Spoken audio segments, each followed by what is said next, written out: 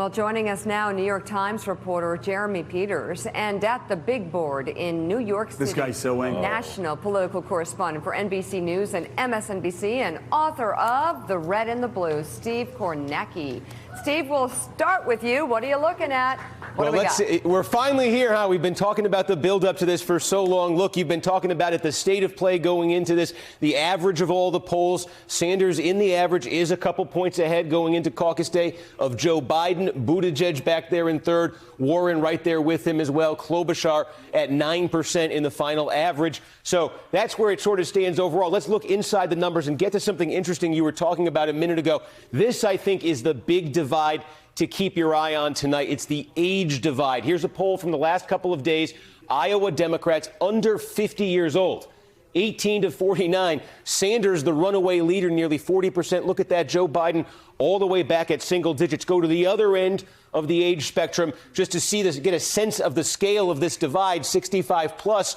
It's Biden suddenly who's nearly at 40. It is Sanders who's suddenly in single digits. That's key, obviously, because which one of these groups is going to be represented more in the turnout. But it's also key because of something you were talking about earlier, and that is the new thing they're doing in Iowa this year. Usually in the past, here's your 2016 result. The winner of Iowa, it's been very simple. It's been the winner of the state delegate equivalent count.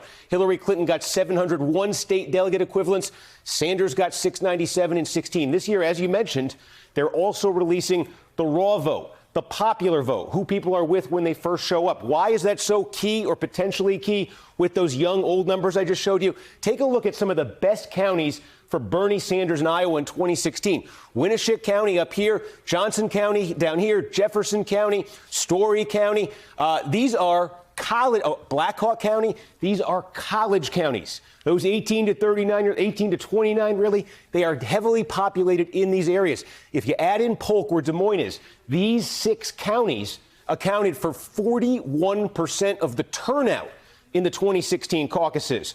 But based on the formula that's used by the Iowa Democratic Party to get the state delegate equivalents, they only account this year for 32% of the delegates.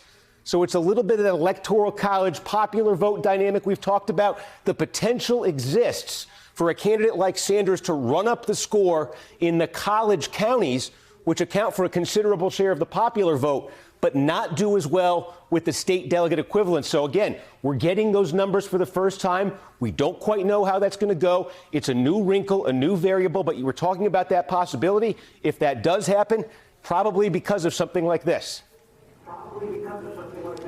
Okay, wow. Steve Kornacki, thank you so much. Steve.